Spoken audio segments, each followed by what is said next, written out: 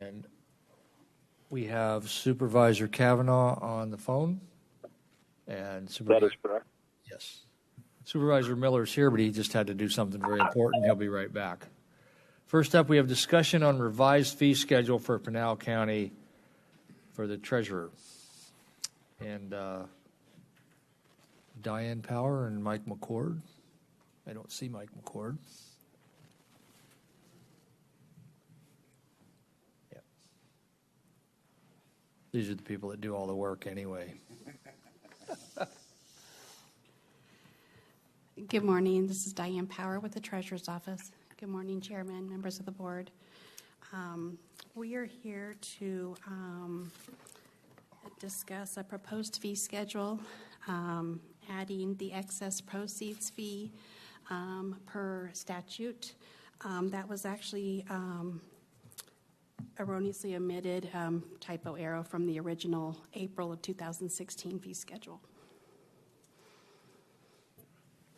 So, Mr. Chair, Yes. quick question. So, just out of curiosity, what does excess proceeds fee do? So excess proceeds, and Kelly might be able to answer this a little bit better, but this is mortgage companies' trustee sales that are being foreclosed on a mortgage. The excess proceeds of, say, the mortgage company has X amount of dollars that their loan is, but the property sells for more than that. The treasurer's office then gets us that excess proceeds, and we have to hold it and monitor it and things like that in order to then, if the owners ever come and take it to the court to say, hey, this money's ours, HOAs, things like that, where they have to actually go to the courts, we get those in, and then we have to disperse that excess proceed. Okay, so you're essentially, the holding fee is what it Holding is. fees Okay, and the administration and monitoring of that. Okay, thank you.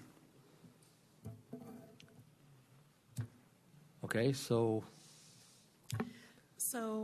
we were just proposing to have the excess proceeds per statute that we're able to charge up to $100 per statute, and we're just trying to see if we can get that added to the fee schedule in order to start our process of advertising. is this something we will have to hearing. vote on, or is this just, I mean, not today, but in the future, how do we have to rectify that? Yes, so I'm going to assume that the treasurer's office today, what they're doing is just doing a work session. They have to advertise in the newspaper of record the actual fee, and then in that newspaper record, there should be some date when it comes back to the board for board action. Yes, I think that is scheduled. We're going to do it right around the first week of October for that public hearing. And if there's any state legislators listening, we need to do away with that antiquated practice of having to post this in newspapers, which nobody reads newspapers anymore. 5 years from now, there won't be any newspapers. How are we going to have to post this? Let's come up with a better format of having to do this. And the cost to the county and taxpayers is more than you're going to get back in fees. So it's a terrible proposition. Let's work on that and get everybody behind it and do something different. So is there anything else that you want to? Not at this time. This will be it. Since this is a work session and we don't get a chance to talk to you guys, I was going to ask the opinion of the treasurer, but you could probably speak for him. The thing that just happened this week with the rental taxes. Excuse me, Mr. Chairman? Yes. Mr. Chairman, that's not agendaized, so even though this is a work session... Even though it's a work session? Even though it's a work session, we need to stick to the item and topic that has been agendaized. What happens if we don't? Then you are violating the open meeting law. But we're in the open. We could talk, everybody can hear this, so... But any public has not been informed should they want to come and participate because they only see it as this item, They not can as come more next expansive. time. They'll be able to come next time. We'll let them know. I'm actually wanting to do the opposite of inform everybody about things that are going on. So, but I do understand that. I've heard it before. Thank Yes. you. Mr. Chairman, Kelly Monroe with the Treasurer's Office. We'd be happy to take your call at the Treasurer's Office. Me and Mr. McCord can answer anything that you have or give us a call. Okay, Help. but my intent was to let the people know that this has happened, and it does affect, even though we serve the county islands, most of our population does live within cities. So that's why I wanted to get that out there. So maybe a different session, because I think it doesn't happen for a while. So, okay. So I got it out there even without getting it out there. So, okay. All right, thank you. Thank you. All right. Presentation and discussion related to Explore Pinal County tourism marketing efforts.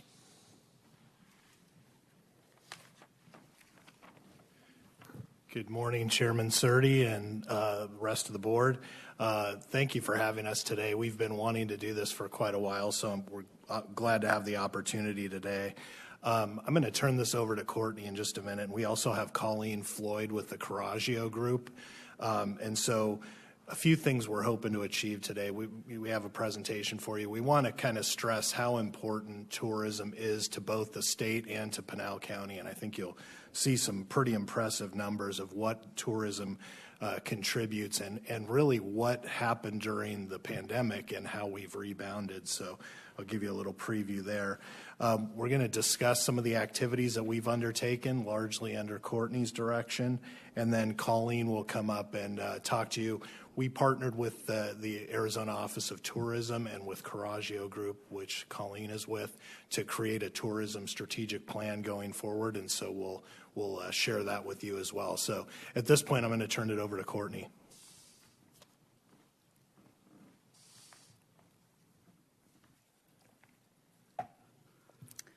Good morning, Chairman, members of the board. I'm Courtney Gawley, Pinal County Economic Development Coordinator, and I'm here today to talk tourism. What I wanted to do to begin the presentation today is just kind of give you a high-level state view of what tourism means to the state of Arizona. So each summer, the Office of Tourism releases impact numbers about the travel industry. And this year, they produced a really great, visually stunning video to kind of go over those impact numbers from 2022. And I'd actually like to start off by sharing that video with you right now.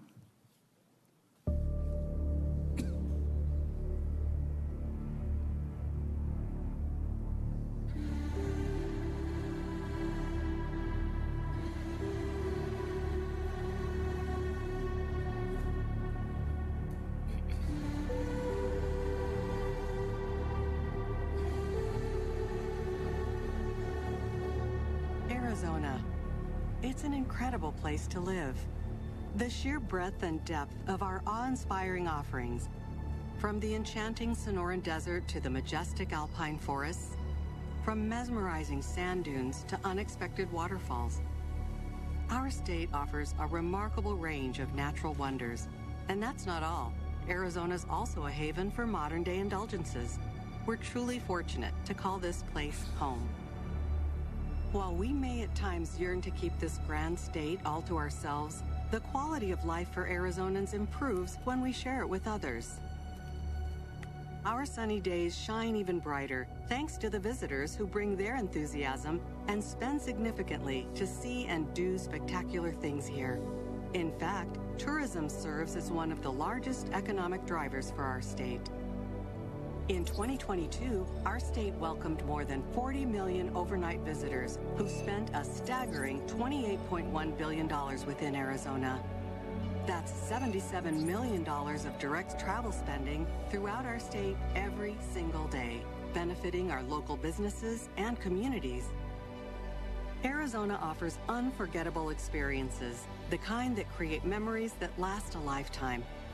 It's impossible to put a price tag on these magical moments. It's crucial for Arizona's tourism industry to work every day to ensure our brand is top of mind and that visitors throughout Arizona have experiences like nowhere else in the world. Destination marketing is an investment in our state that drives tourism and supports the economic well-being in all of Arizona's statewide communities. Nearly 180,000 industry-related jobs were directly generated by travel spending in 2022. And when we consider indirect and induced employment, the travel industry impacts almost 300,000 jobs. More jobs mean more money in the pockets of Arizonans. In fact, the hardworking residents of Arizona earned an impressive $7.8 billion in travel-related industries. In addition, direct travel spending generated close to $4 billion in local, state, and federal tax revenues. Where does the money go?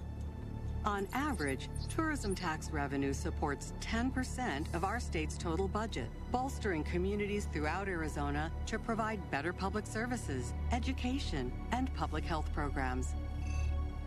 Tax revenue generated by the tourism industry lessens the annual tax burden by $878 for every Arizona household.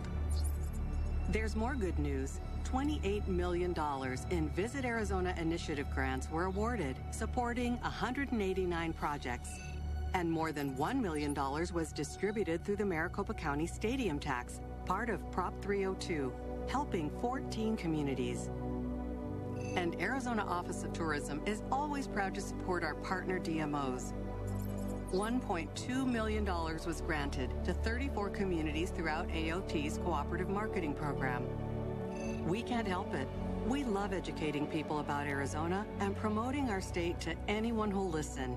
We offered 5,077 trade sales appointments to travel trade partners and generated 951 articles worldwide in media. Arizona's beauty and its people serve as a magnet for tourists, and in turn, tourism becomes a beautiful asset for our state, benefiting our residents and businesses alike. We thank you for all you've done to make Arizona's brand great, and we look forward to working with you to make it even better.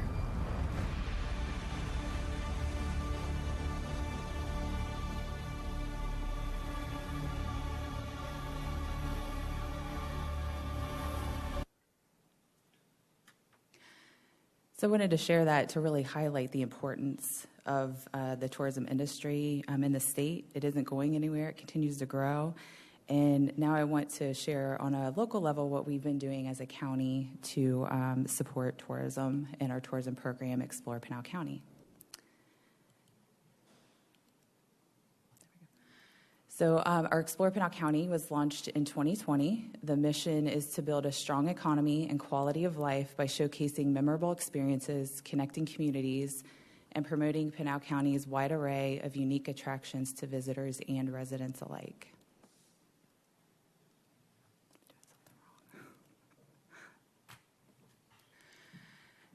Here's a snapshot of our economic impact slide. Thank you. Which one? Okay, thanks. Sorry about that. So we just got our 2020 numbers. We actually performed really well this past year. Our direct spending was up over 15%. Tax revenue is up over 11%. The one number I really wanted to highlight is the tax revenue per household for our county. So that number represents the amount that is relieved off of our residents per household by the tax generated from our visitors.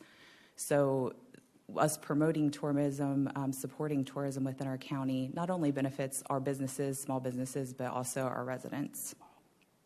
We also put the slide up here from 2020 just to give a comparison to show what happens when tourism is suppressed. We all know in 2020, people were staying home, couldn't travel, and those numbers really suffered.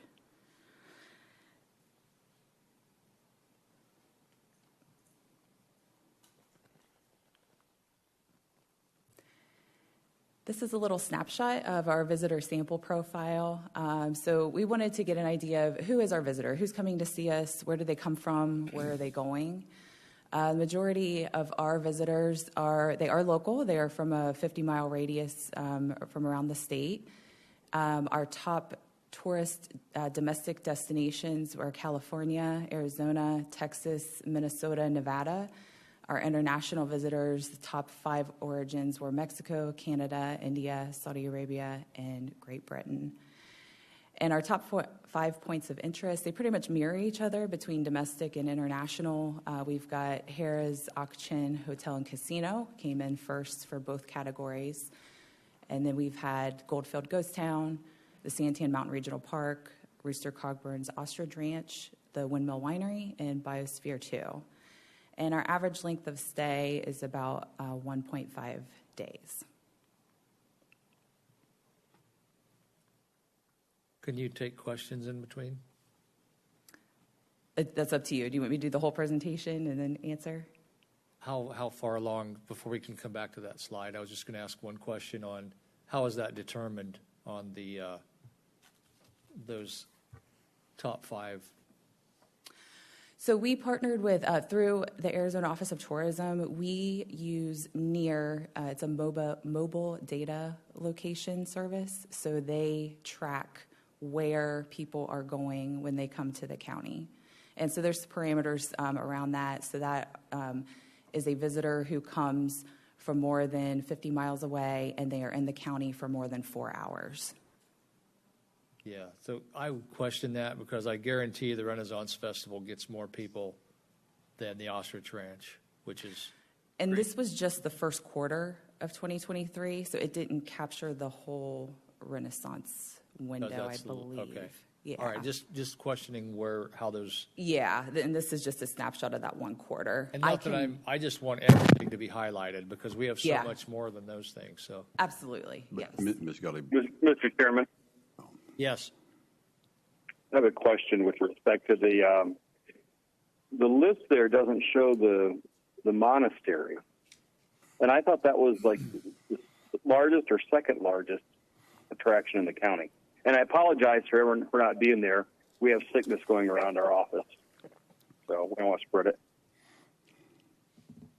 I'd be more than happy. I can pull the report and see where that falls on the tracking. We can also pull different levels of this report if you want to pull like a whole year, if you want to do half a year. You know, we can kind of get a more broad snapshot if you'd like. I just kind of pulled the first quarter of 2023 because that was the latest data I had. I think that would be interesting to all our districts because we all have projects that we all are rooting for. So absolutely. Yes. Yep, I can run that for you, no problem. Mr. Okay, Chairman, thank you. Mr. Chair. Yes. Ms. Gully, just a quick question because you said tracking, and people will pick up on that. So we're tracking cell phones when they're pinging off of a tower. Is that what goes on? It's when they're using certain apps that are registered with NEAR. So like if they're posting on Instagram or Facebook and they're taking selfies and kind of putting it out there, at that point it's kind of grabbing where they are at that point in time. Okay. Yeah, I know. Okay, so I wanted to go into a little bit of our partnerships. So we do value our partnerships that we have on the state, regional, and local level. So with the Arizona Office of Tourism, they've been an amazing partner. We work with them on their different programs. We've been able to take advantage of 2 major offerings that they've had. One is called a Rural Marketing Cooperative Program. That's where they match us dollar for dollar in marketing efforts. And then they also were able to help us create a strategic plan. So we participated in a cohort, and that was facilitated by Coraggio Group. So as James mentioned, Colleen is here, so we'll get into that a little bit, talk about that process and share our plan. We also partnered with Visit Phoenix this year, and that was a really great opportunity. They had a huge presence at the Super Bowl, so we were able to be a part of their pop-up location, which was located right in the flow of a lot of pedestrian traffic. It was right between 2 big locations where they had the fan experience and the live concerts and live watch party at Hance Park. And then we were also able to have our collateral inside of the Phoenix Convention Center. And then along with that, we also have a presence in their visitor center and on their website. And then locally, we do have involvement in local boards and committees, such as the Friends of the Casa Grande Ruins and Boyce Thompson Centennial Committee.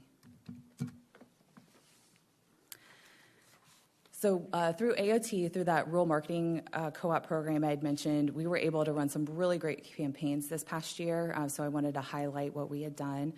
On a digital level, we chose to partake in the connected TV, Google remarketing banners, some digital banners on websites, 10-second airport ads, and then digital billboards. So the connected TV is going to be someone who has like an Apple TV, a Roku, a Fire Stick. Whenever they watch an associated app on there, we essentially run as a little commercial. So we had like a 30-second commercial that would run on those.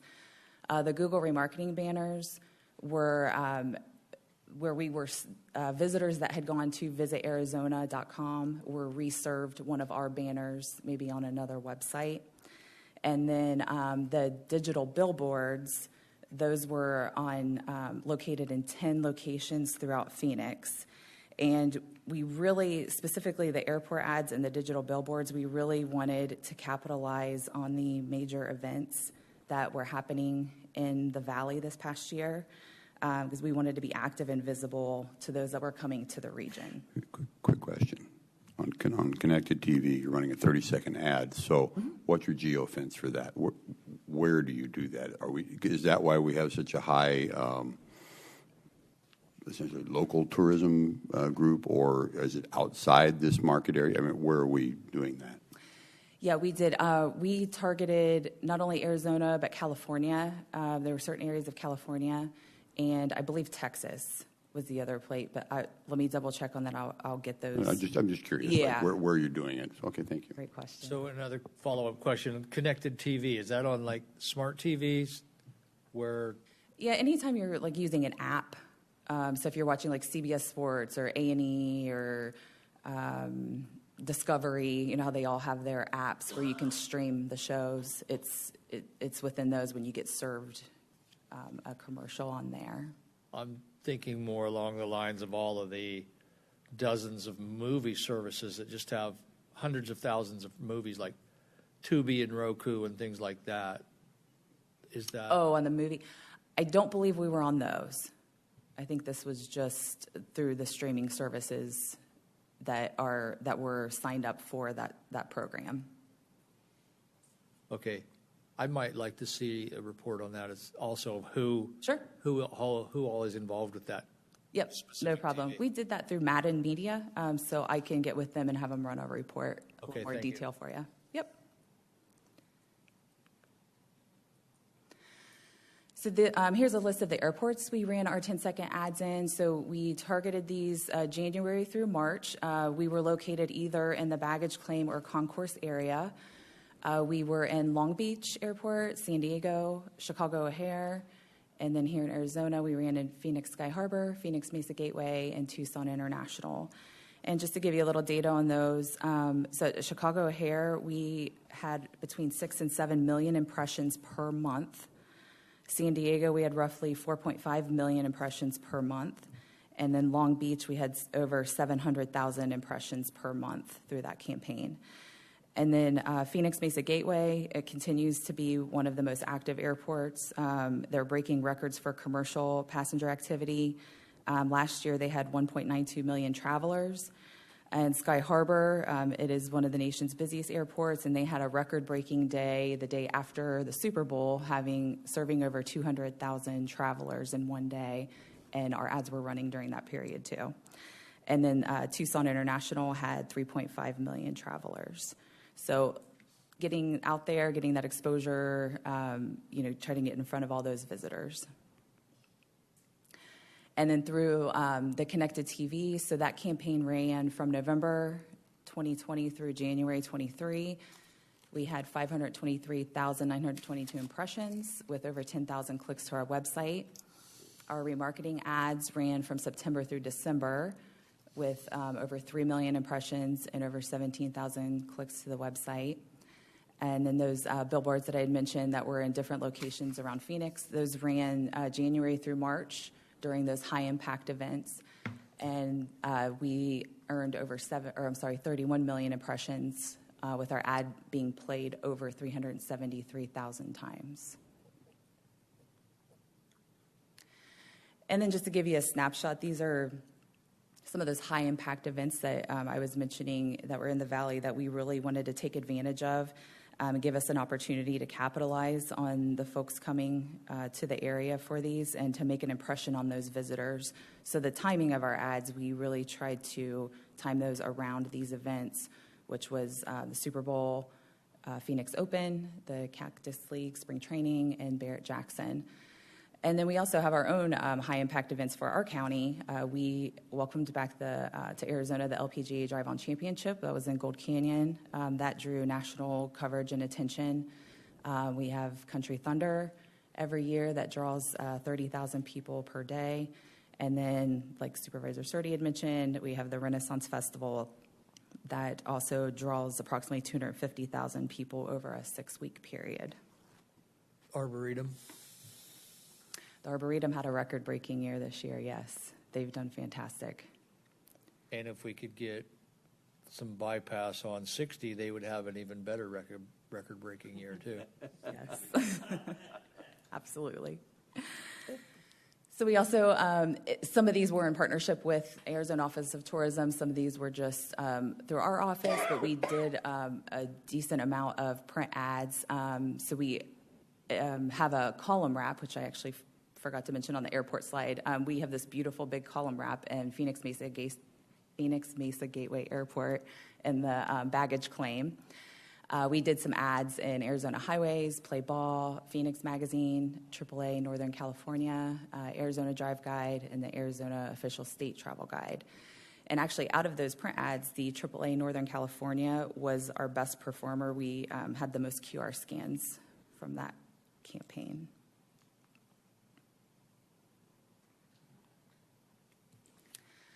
We also produced our second visitors guide that was just distributed to the chambers and visitor centers throughout the state.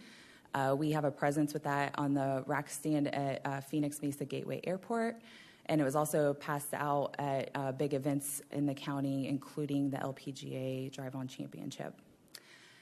And something new we did this year, we also produced a rack card. This was a trend that we had noticed happening, especially after COVID.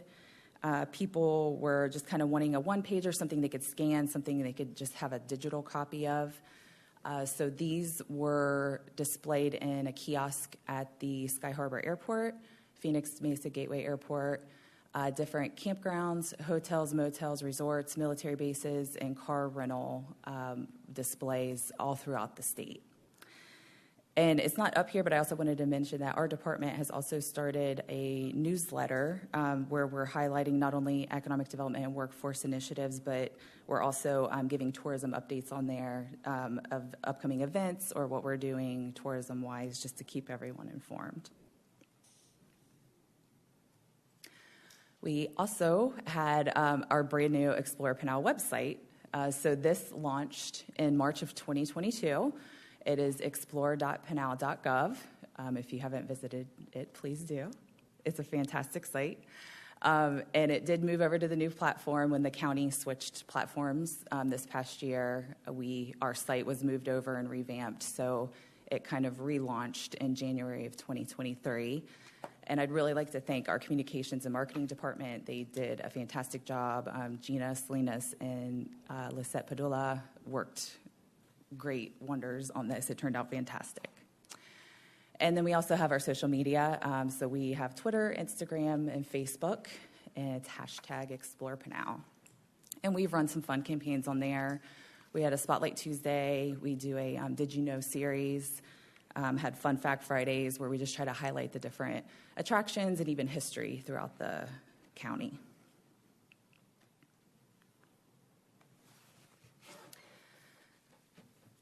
And this is probably the program I'm the most proud of. We have our tourism sponsorship program, and what this is, the purpose of it is we help assist and foster Pinal County community events with services, supplies, and marketing of tourism events and activities.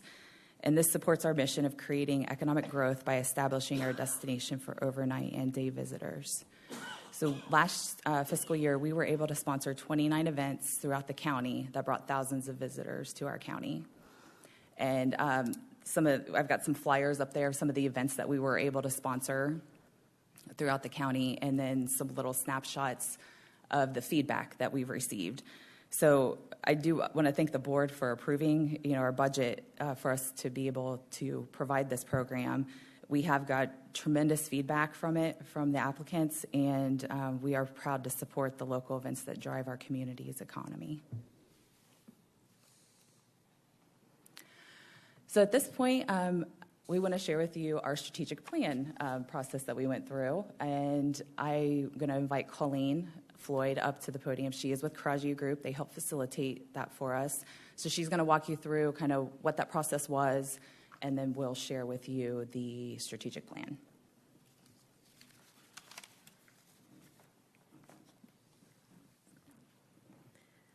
Good morning, Mr. Chairman, members of the board. Thank you for having me.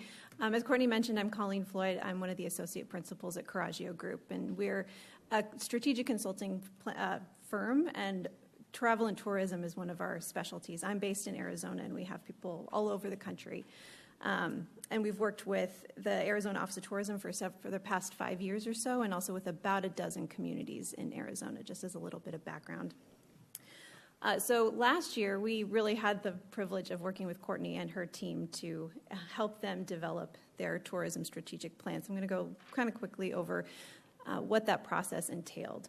So through the program through the Arizona Office of Tourism is a cohort program. There were 7 communities that took part last year, and the way it works is we start off with an orientation meeting where all of the communities are there. And the benefit, too, to being a part of this co-op is that Courtney and her team have an entire class of other communities who are doing the same thing to kind of compare notes and how is this going for you. So we start off with orientation.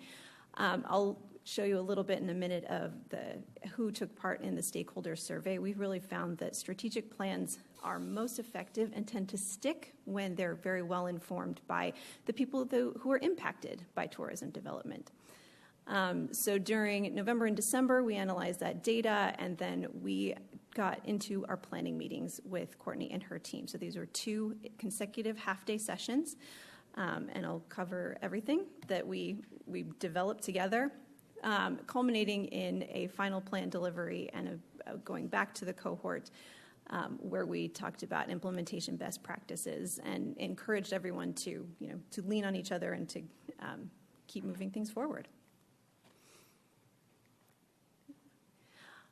So this is a snapshot of the people who took part in the stakeholder survey. And as you can see, there's a really great balance of Pinal County residents, tourism and hospitality and business owners, so people who are very invested in tourism in the county, and also county staff, elected officials, and so on. Some of the things we asked about were, what do you consider, what are some of the best things that Pinal County has to offer? What are some of the things that we have to be thoughtful about in planning to improve or to maintain and really keep at the front of our minds as what are our big tourism drivers? Now we got into the planning sessions, so we split these up into 2 days. The first day was vision, and really one of the reasons that we think vision is so important is it really helps maintain focus. We want to know what the goal is. Even if we never really get there, what is the future that we want to create? And that really paves the way for, okay, well, if that's where we want to go, this is how we're going to get there. The mission for Explore Pinal County is what is the purpose of particularly Explore Pinal County? And for position, what unique and sustainable value do we deliver as a destination? One of the things that popped up that made a big impression on me is Pinal County's connection to the sky between world-class skydiving and night skies, and those sorts of things that really set the county apart as a destination. So that was day 1, and then day 2 started to get more tactical. We really encourage all of our participants, Pinal County included, to focus on 3 areas of focus. What are the most imperative things that need to get done over the course of this plan, according to your stakeholders and what goals you want to accomplish? Success measures. What gets measured gets done. So how are we going to keep track of our progress? And when things are going well, we celebrate. When things are not going in the direction, how do we course correct? And then finally, strategic actions. What collective actions do we need to take that are going to be transformative in nature and move the county towards its goals?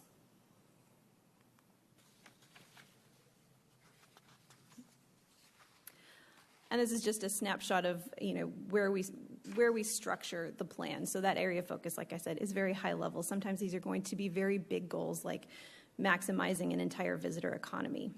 And then the example of a success measure would be to do something to the effect of increase tourism-related jobs by 2% annually. These are all examples, just to give everyone an idea of where these land. And then specifically with strategic actions, we need to in this example, it's implement a statewide workforce development needs and gap analysis. So just to give you an idea of kind of the altitude of where area focused success measures and strategic actions fall. Mr. Chair. Yes. Ms. Floyd, just curiosity, back one slide, please. Yes. If you can make that thing work. I know it's crazy. It takes a couple more clicks than Back to forward one, and we'll be in the same place. There, that one. This one. So, Yes. so the very last piece there, implement statewide workforce development needs gap analysis. So could you expound upon that a little bit? Sure. So I want to be clear that this isn't necessarily part of Explore Pinal County's plan. But, when we were working with the Arizona Office of Tourism, actually at the time I was the director of research at the Office of Tourism, so I was on the client side. When we were doing that plan, it was really clear that workforce was going to be a major issue. So there's really a very big shift going on in tourism in general, where tourism entities are going to have to take on at least understand what's going on with things like workforce and housing and things like that. So this was an example of a project that the Office of Tourism would maybe consider taking on, just to understand the problem and how they can act as a convener. But again, it's not necessarily part of the Explore Pinal County plan. Every plan is different. So it's really just discussing the workforce and the needs of homes or housing for those people. Yeah. I mean, that's what it sounds like to me. Right, or what industries are really in need the most, or so for example, I think this is an example from several years ago, so it's a little bit old, but working on seasonality gaps. I think some of the resorts in the state have a hard time recruiting for winter when they don't have the business in summer to keep the workforce here. So understanding that, and in a lot of cases, some entities, they need to work with their housing authority and with their other entities to tackle some of those bigger, thornier issues. Okay, thank you.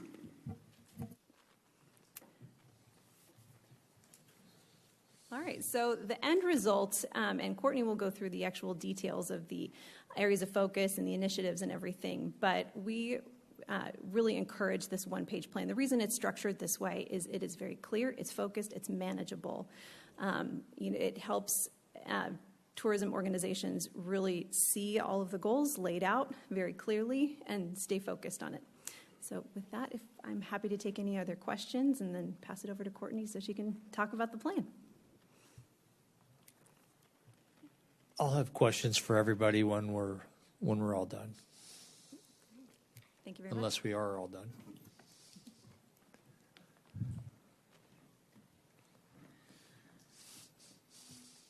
I don't know if you want me to read did all of you read it? I can read it back to you, but we came up with a vision, the mission and position of the county. So our vision that we came up with was that Pinal County ignites the senses through the excitement of travel, delivering world-class recreation, thrilling scenic vistas, and wide-open opportunity while honoring our distinct histories. Our mission is to build a strong economy and quality of life by showcasing memorable experiences, connecting communities, and promoting Pinal County's wide array of unique attractions to visitors and residents alike.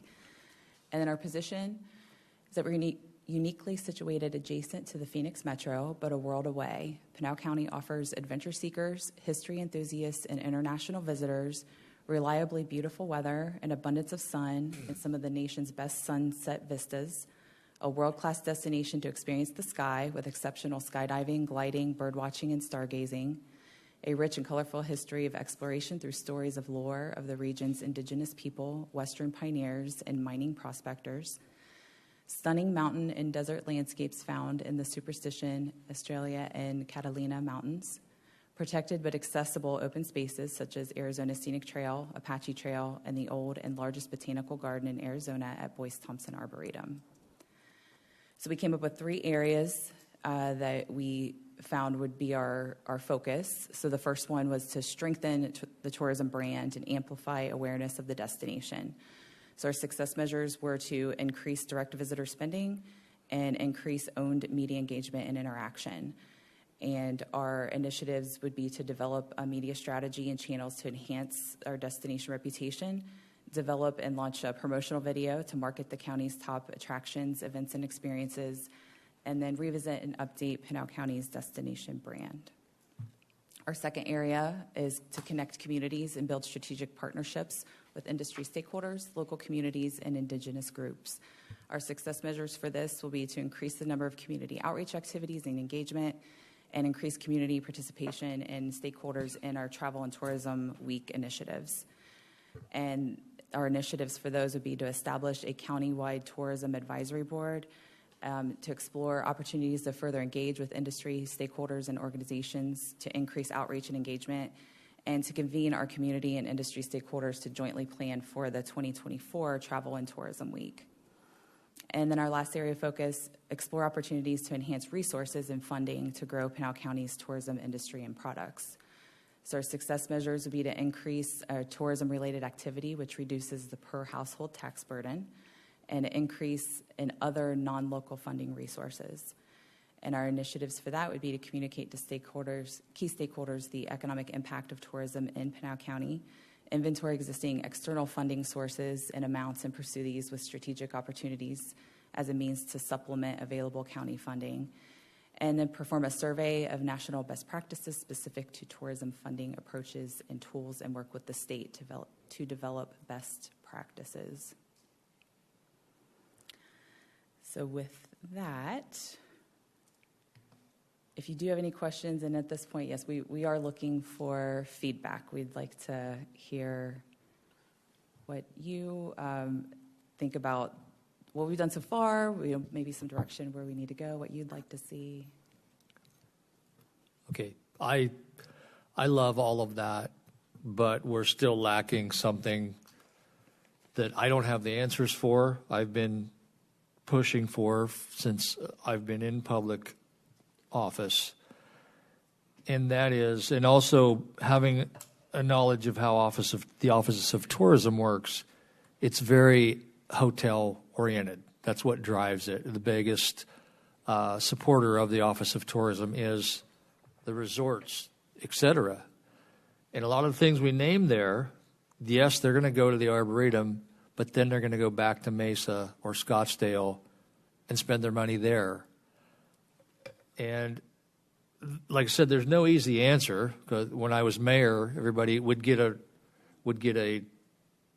Popeye's chicken. Well, that's good, but we want an Applebee's. We want a Trader Joe's. Well, you can't force private business to come build there, and the county's not going to buy, a Trader Joe's and operate it. You've got to have private enterprise build this. And what we do have is the casinos. That's basically our only resorts. We have in Gold Canyon, there's a 50-room resort. But eventually we have, and I always use the example of Scottsdale. They've got 20 resorts. Paradise Valley has 10, and they don't have what Pinal County has. What are we missing that we've never been able to get resorts to come, so that when you do go to the Renaissance Festival or you go to Country Thunder, well, of course, you sleep at Country Thunder, but how do we capture them out here and keep them here? If they come here for 5 days, let's have them for 3 days and have them go to Scottsdale for 1 day and Sedona for a day. Sedona's done a job of capturing them, too, with their resorts. I mean, you go up there and you spend the whole weekend, where here we're only day trips. So I think eventually we need to be able to incentivize or encourage actual resorts and hotels out here. And in my community, we don't have a conference center. We have to really look hard to find little conference centers to have events. And that will work. One of the problems with our area is we're very seasonal. Nobody wants to be here in the summer. But conferences happen year-round, then you could build on that. So I threw a bunch of statements out there. Like I said, I don't have the answers, but eventually we need to get that to really be a tourism player. Mm-hmm. Even if you go to the Grand Canyon, you don't do that in 1 day.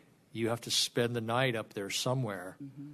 And we have things, too, that they would spend more time if we had a way to capture them overnight or for the week or the weekend. So I completely agree with you. I didn't see any timelines on any of this. Do you have some timelines that you've got in mind to be able to accomplish the things that you're talking about?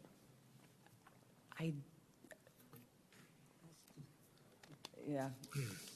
I think it's just ongoing, and maybe that's something we'd like to hear from you. I think to go along with what the chairman's saying is I think this type of information getting out to some of those resorts, some of those entities that are out there, giving them, I've always said that I think the ones that should be telling our story is us.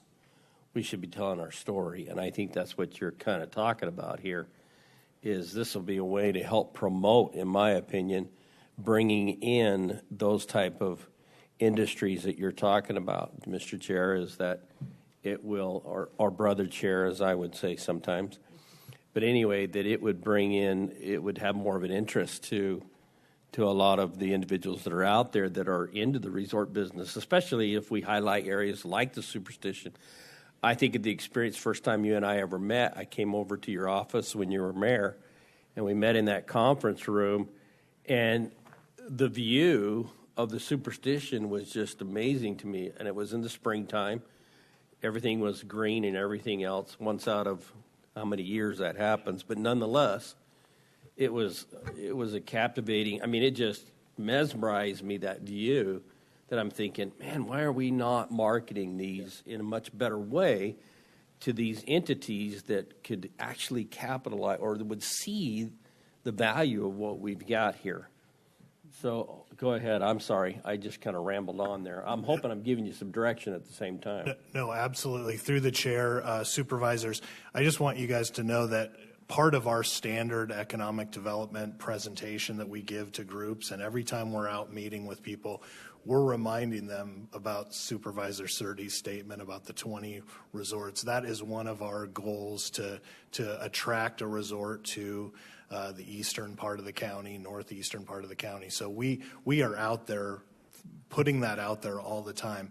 And to Supervisor Surtees' point about a conference center, certainly think there's one that could exist in the northeastern part. But I also think as we bring on more and more employers to that I-10 corridor, that we need a conference center there that they can use when they need maybe an all-hands meeting for their employees or some type of a retreat location. So definitely I feel like conference centers are going to be in demand in several parts of the county, and so we have that on our radar as well. I just want to make you aware of that. Cool. Anyone else? Mr. Kavanaugh. I think I'm good, thank you. In Coolidge, I believe there's a hotel being built. I think it's a Fairfield, so we may have additional hotel space down here. And I'm thankful for the work of the staff, and I look forward to more information. Steve, Casa Grande report. We have one place, they call it a conference center, the property that there tends to be, but that's been it for a long, long time, and it's sometimes not adequate already. There might be a need for another facility in that area. Like you said, with all the industry coming in there, they like to have meetings and gatherings at different times. So, but to better understand the resort industry, is there a way that we can reach out to that industry, people that own resorts, people that develop resorts, and find out what it is that they're really looking for? In retail and in restaurants, they look for rooftops. I don't think that would be the same thing for a resort. They're not necessarily, but what is it that triggers their decision to come to an area?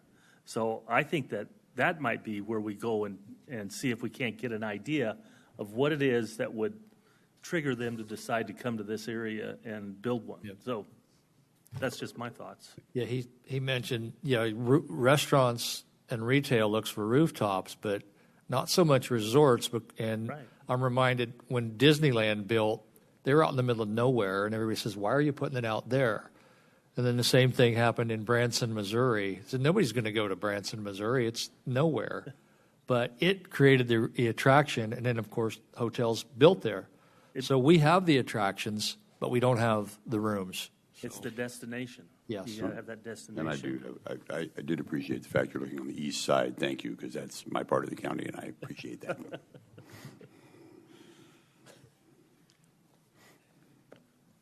All right, we'll look for those reports then that you were Okay. on those numbers. Thank you. Thank you. Thanks, Gordon. Yep, thank you.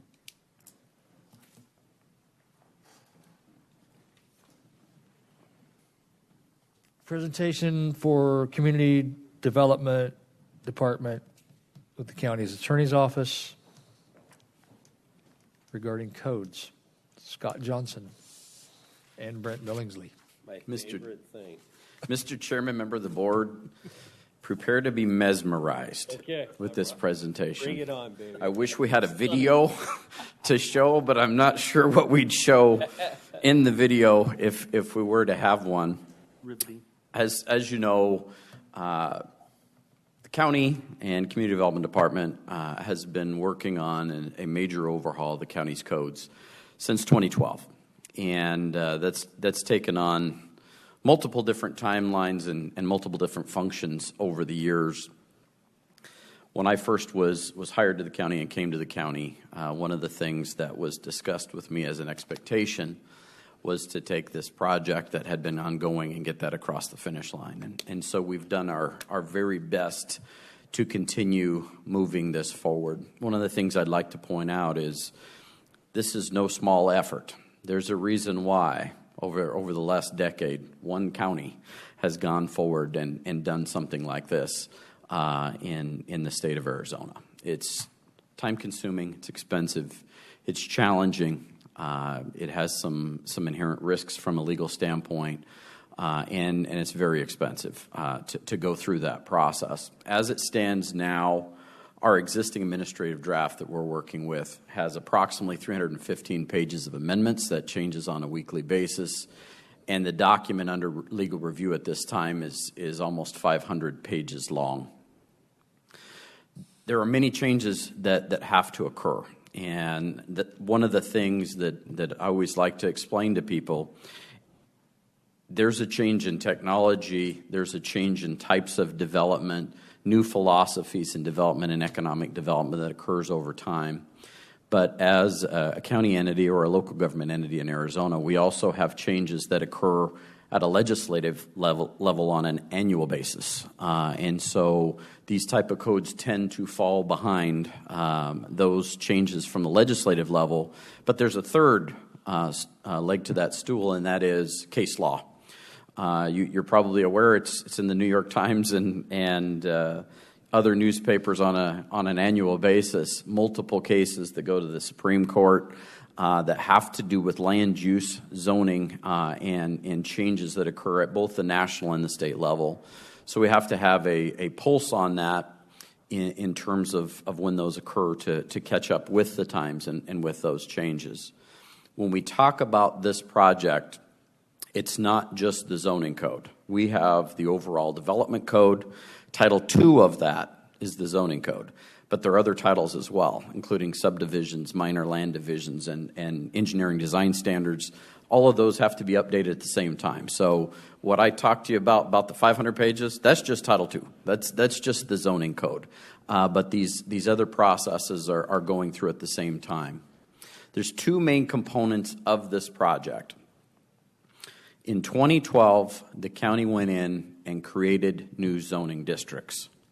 It did not remove the old zoning districts, nor did it rewrite the code to represent the new zoning districts. It just inserted new zoning districts. Yes, sir. So explain zoning districts, if you would. Sure. Zoning, as it would be defined by most anybody, is based on what's called a Euclidean concept. It's after the village of Euclid, and they had one of the first zoning codes in the United States. They're primarily set up to control use for health safety reasons. So the easiest way to put that is to separate types of uses that don't go well together. A slaughterhouse next to residential homes, or a power plant next to a commercial center. Euclidean zoning creates specific areas where certain types of development can occur, and doesn't allow incongruent land uses to occur adjacent to those. And it's the basis for it is typically health-based, if that helps. That's how it was set up. Okay. So we do have a Euclidean zoning code in Pinal County. Most folks do. So in terms of the zoning code update, there's two things that have to occur. One, we need to get rid of the old zoning categories because they don't match up with the new zoning categories. And two, all of the text has to be updated to reflect the new zoning categories from 2012 forward. One of the things I think it's important to point out is any zoning case that occurred from 2013 forward is in the new zoning categories, not the old zoning categories. Everything prior to 2012 all has the old zoning. And Supervisor Goodman, you know this because we go through this every week with projects that are updating zoning and understanding the differences between the old codes and the new codes. It's a sticky wicket. We hired Michael Baker International as our consultant to perform this update. I think you're all familiar with Michael Baker. They've done a lot of work for us in the past, including the Santan area plan. They're also doing other work with Pinal County in different areas at this time. There have been a number of different people that have managed the project since it started. They're listed up there. Now I am managing this project as of about six months ago. We're going through a substantial legal review at this time. The county attorney's office felt that with some of the losses they had in staff. Sorry. Yes.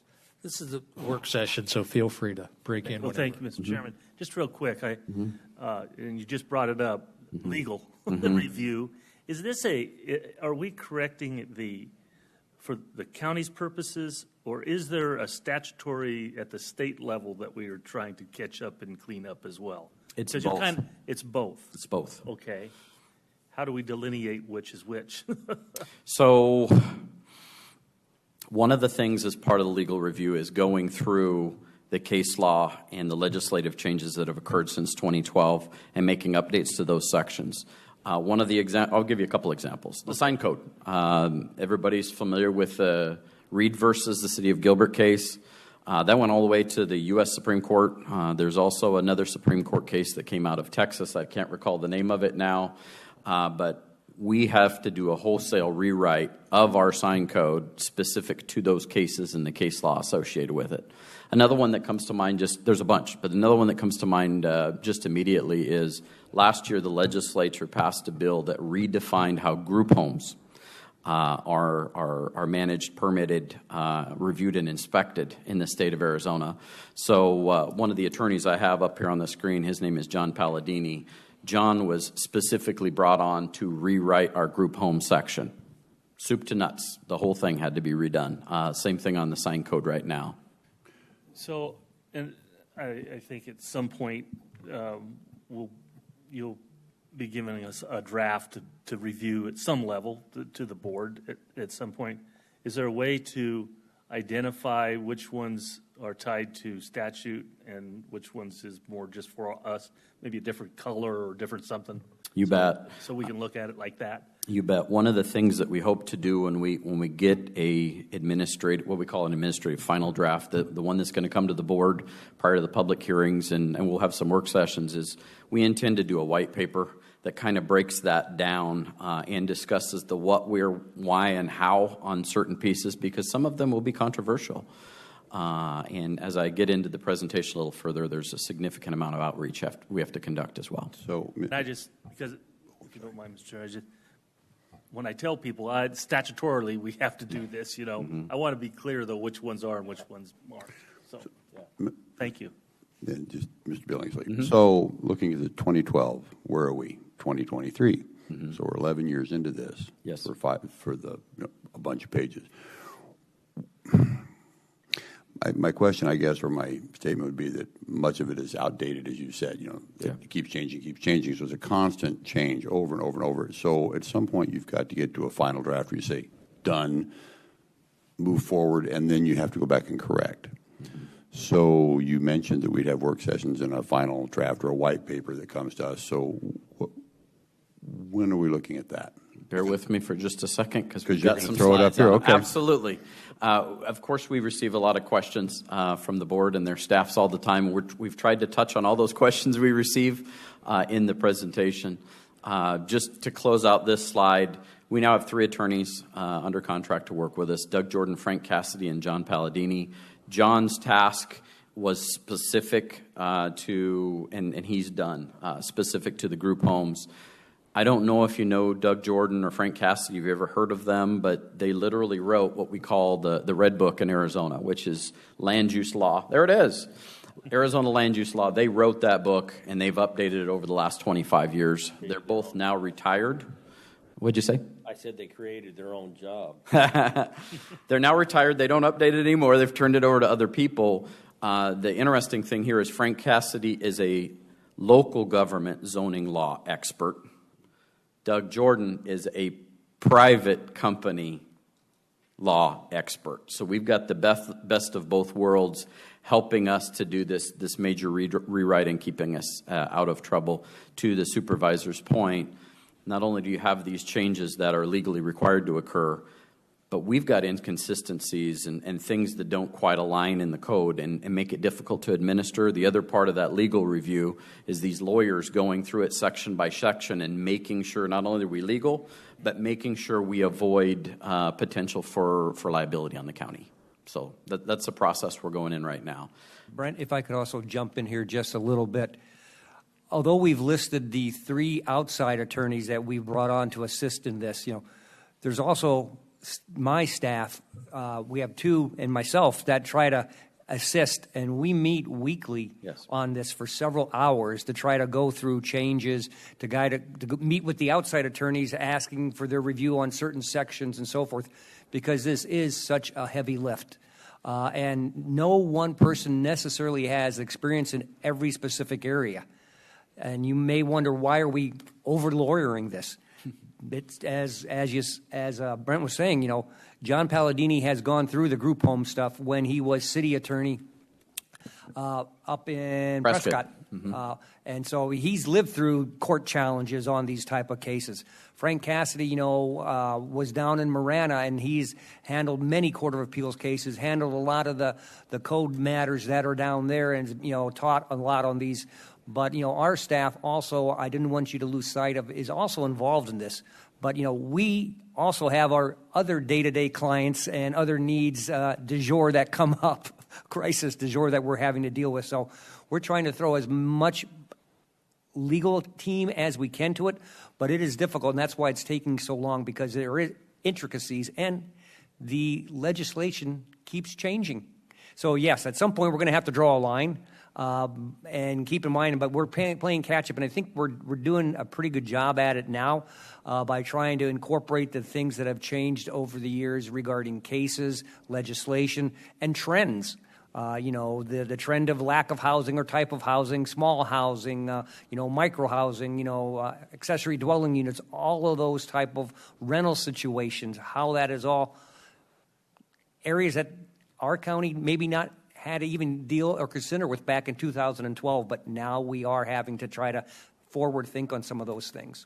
Do we have somebody from the state legislature that, or the attorneys that work up at the legislature that we can reach out to or talk or have them at least understand what we're doing? Not really. Would we ever see a state legislator in this place? You're talking ledge counsel on something like that. Is who you're referring to is someone like ledge counsel, and once we get to the point where we are publicly disclosing and publicly soliciting comment, okay, you're going to get a lot of those people. Just think of the Home Builders Association. Mm-hmm. Just think of big developer attorneys that are going to be looking at this. That we're going to get plenty of feedback, we believe, once this actually is in a state that's ready to be presented. Yeah. Oh, okay.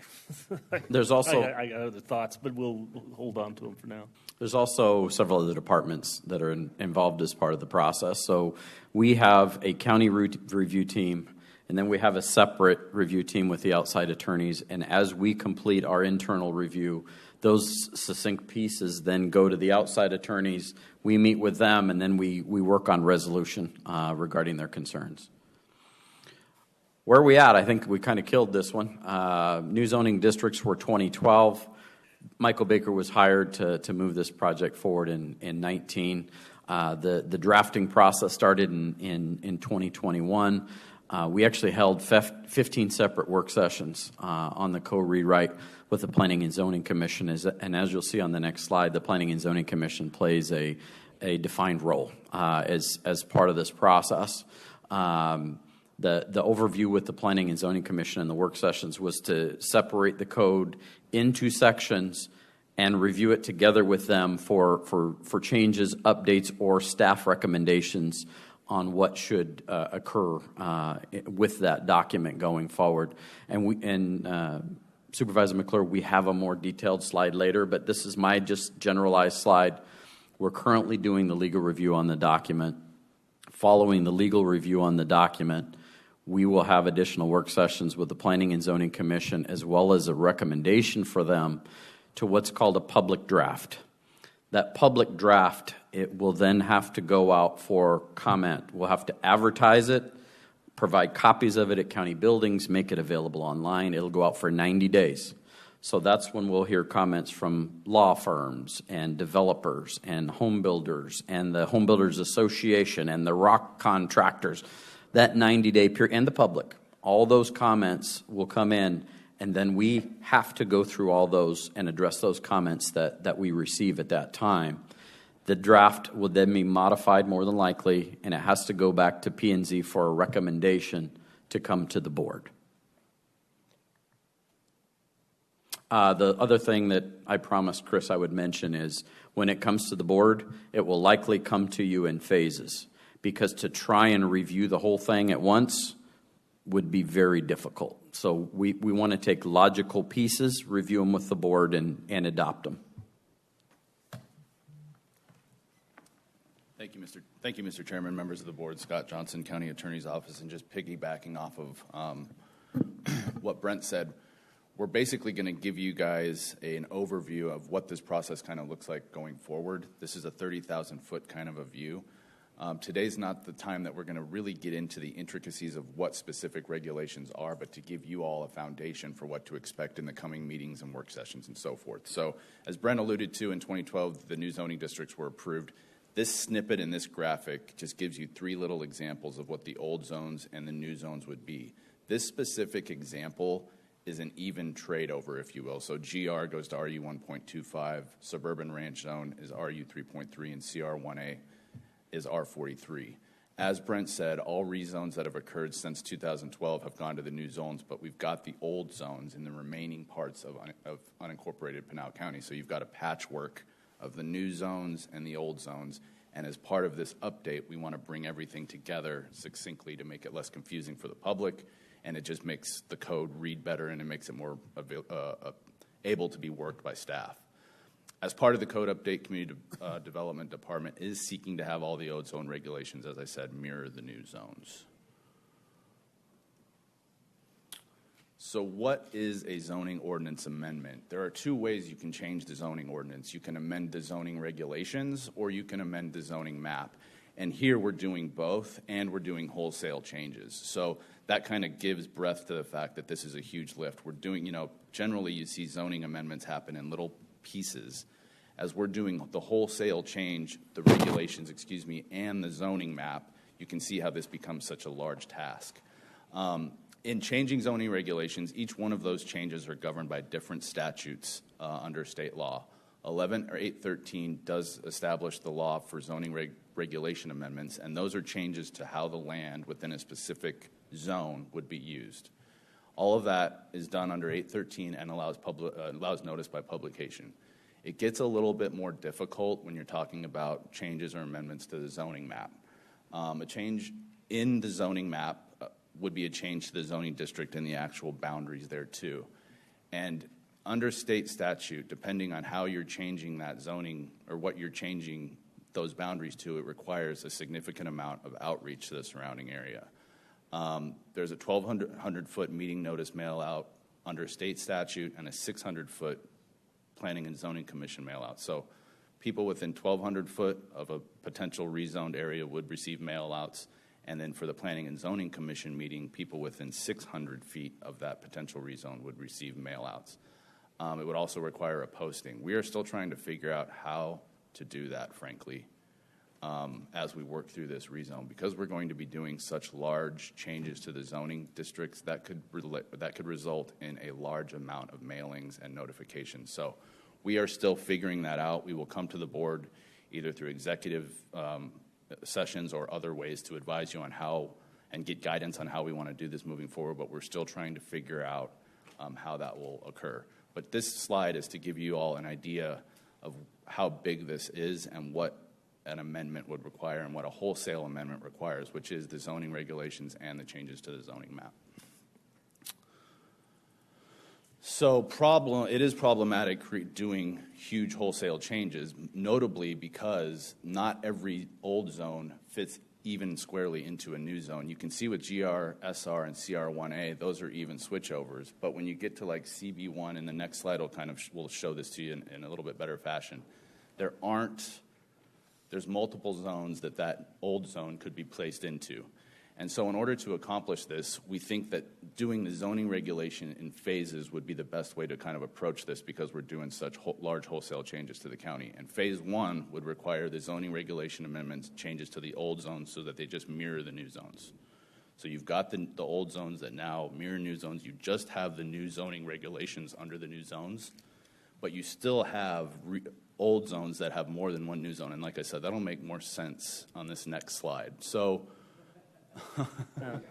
That's clear. Very clear. Yeah. This graphic, on the right you've got the old zones, and on the left you've got the old zones, and on the right you've got the new zoning zones. Everything outlined in blue has no old zone equivalent. Everything in red has no new zone equivalent, and those outlined in green have more than one zone equivalent. So you can see the ones that switch over easily, we can easily move over.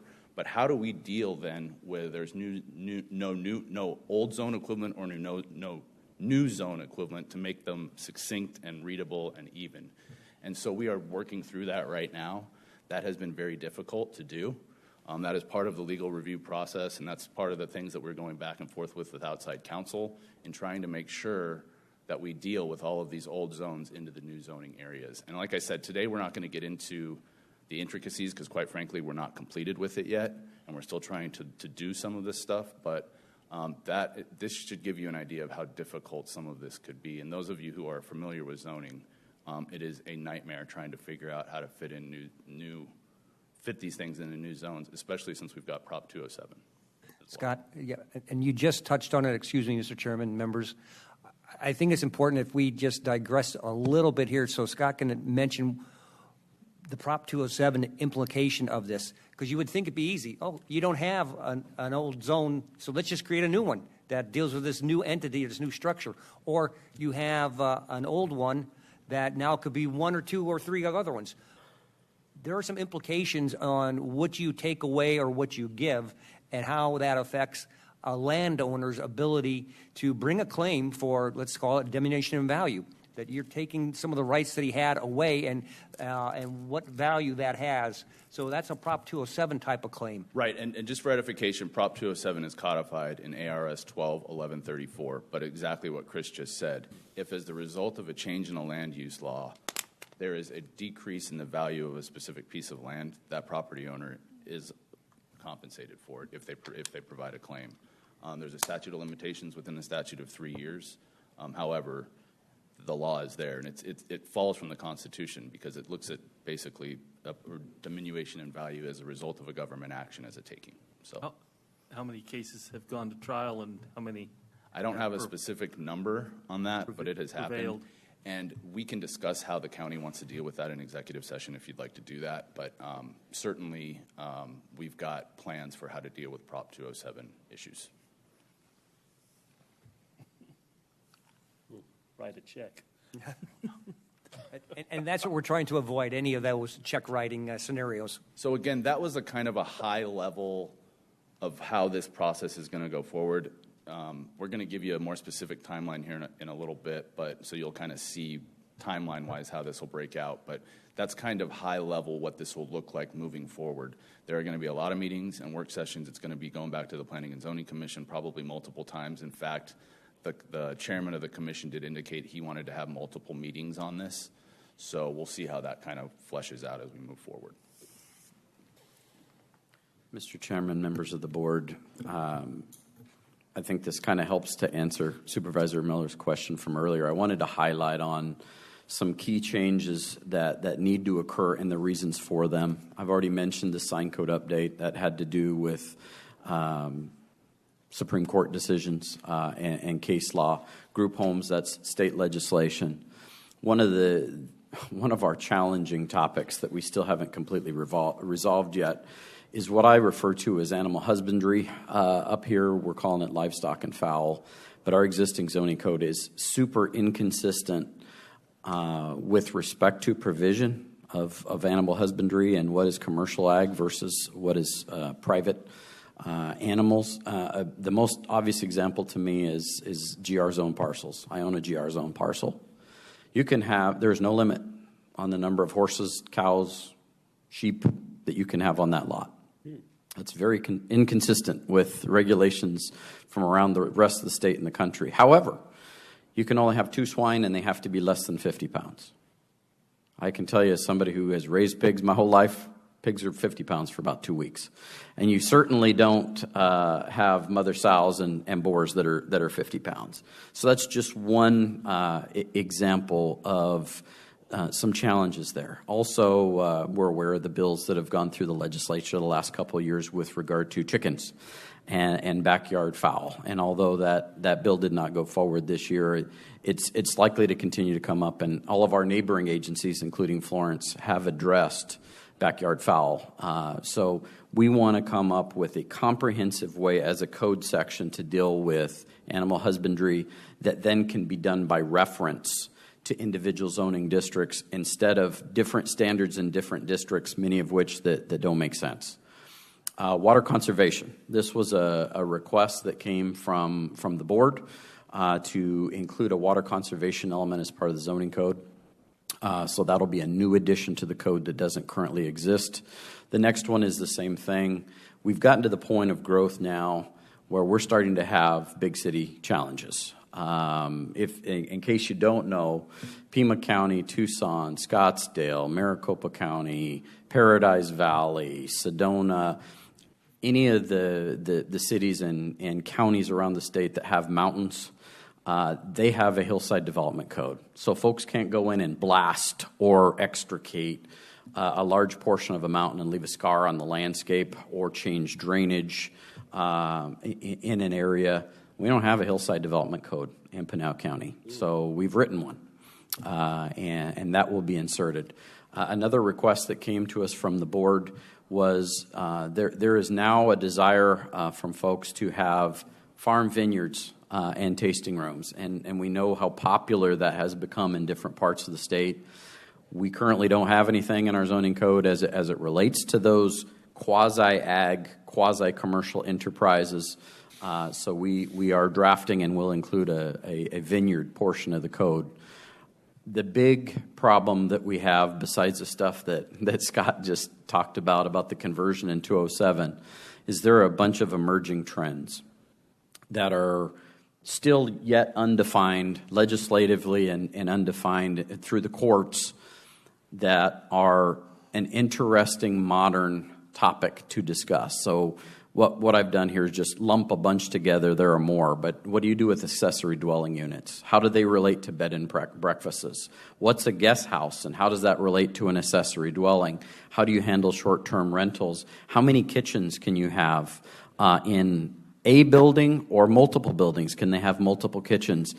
It goes on and on and on. That particular topic is a heavy lift. And quite honestly, it's something that we've done some white papers and research on, but we haven't come up with a draft of how the code might address those. But that's a big boy. The lighting code, that's another request that's come from a board member. There is a desire in some parts of the county to have opportunities to tighten the lighting code. Our original draft that we went through a work session with P&Z added an additional light district. As is now, there's light districts 1, 2, and 3, and they have lumen counts based on zoning category. We have added an additional category called lighting zone 0, which is even more restrictive. But in addition to that, it was requested that we look into an overlay process so that individual subdivisions or areas could go through a process much like an overlay zone for a zoning district specific to lighting that is just oriented to that area. That's something that we're drafting as well for the P&Z and the board's consideration. And then the last thing I have here is, as I mentioned before, we have these different titles, but one of the things that has to be updated at the same time is the subdivision design standards, and that's part of this process as well. Any questions? Yeah, I don't want to bog us down, but everybody kind of perked up when you mentioned the hillside code. Yes. What if you own the hillside? It would still apply to you because it's zoning, so it's the police power. So even if you own your own little butte, you can't dig into it and build a home into your own butte. You could if you met the requirements. If it's over 15%, that's correct. Is kind of the rule of thumb, isn't it? Yes, over 15%, and that's because of the drainage and the erosion problems that are caused, not just the visual aspect, but what it causes to the downwinders, if you will, if you to make that cut. But there are provisions in place for you to mitigate for that will be in the code. Certain types of retaining walls, drainage design, et cetera. So it's not a hard no. It's you probably shouldn't do it, but you still have the ability to do some things to mitigate for that, if that helps. Yeah, I'm reminded because in East Mesa, I go by and I see every day they not only build into it, but they've built on top of the little buttes in East Mesa. So we've recently had a couple of very controversial cases in Supervisor Miller's district. Happens to be in my neighborhood, so I hear about it every week. Well, to that point, I live on a hilltop, and we have drainage issues and erosion issues, and it was approved by the county, and it keeps coming back to like, it wasn't me, I didn't do it, so I don't know how we fix it. We've got the one I don't see on here that pops up occasionally is parking, especially, but we don't have as many urban areas, but sometimes the parking it goes by square footage of the building, and it's a warehouse, and there's only 6 guys working in there, and you got 80, you got 100 parking spaces. Doesn't make a lot of sense. That's one that kind of sometimes we should look into if we're doing all of this. We are looking into parking, and as a matter of fact, I think Darren's still here. Darren and Chris and I actually went to a training in Phoenix a month and a half ago, I would say. And a substantial part of that training is emerging trends in parking. And you've probably seen there was an article in the Republic 2 weeks ago about how Phoenix is changing their parking standards. Yeah. So, yeah, we're looking at it. Okay, good. Yep. Thank you. Can we work at getting people to park in the lines straight? Can't help with that. That's not zoning. Give them enough room. Yeah, just make them wider. Make them wider? Okay, as promised, here is your more detailed timeline. And this is an ever-moving, ever-flowing timeline kind of as things move forward. We're here in August 2023. We're doing the BOS work session today and in the staff review. We're hoping by the end of October, to have legal review complete, and that will include review from outside counsel and ourselves inside the county attorney's office. And then this is where, once the legal review is done and it goes to the Planning and Zoning Commission, this is where the schedule can get a little squishy, frankly, because it's going to depend on whether or not, it's going to depend on how many work sessions the Planning and Zoning Commission has, the public comments, the veracity of the public comments, how long it's going to take us to do those revisions and things like that. We've made our best guess estimate. We've sat around a table and this is what we think it will be.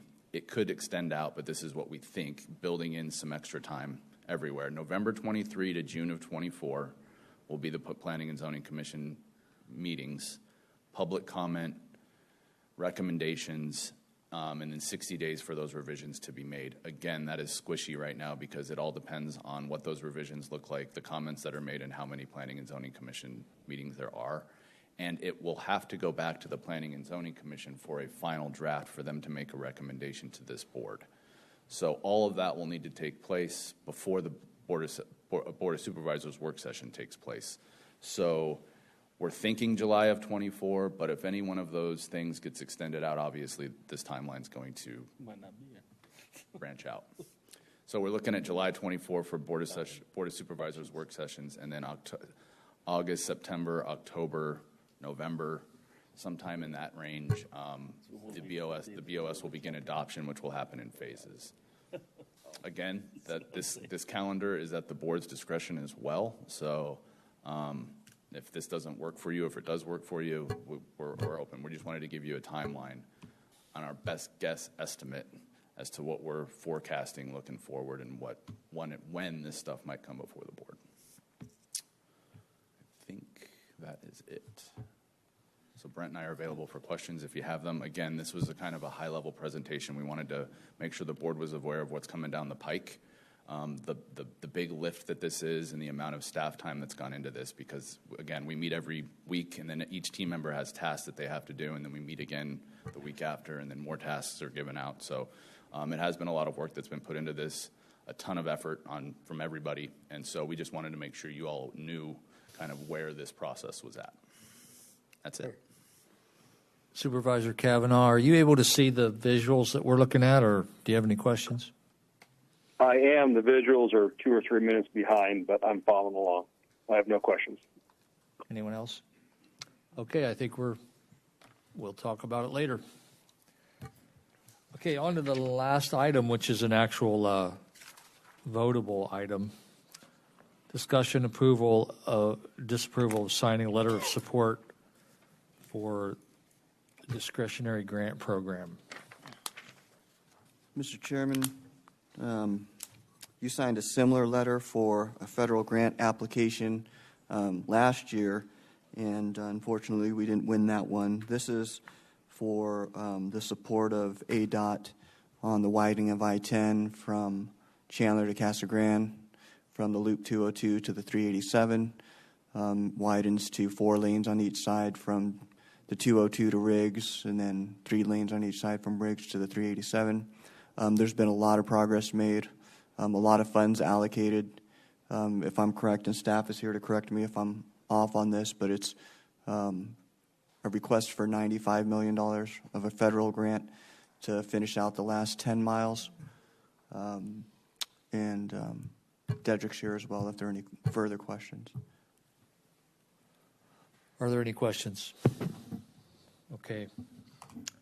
This is not a public hearing, so with no more discussion, I'll ask for a motion. Mr. Chair, I'd like to make a motion that we approve item number 4 as presented. Second. All in favor? Aye. Aye. Any opposed? And the ayes seem to have that. And that concludes our business, so we'll be adjourned.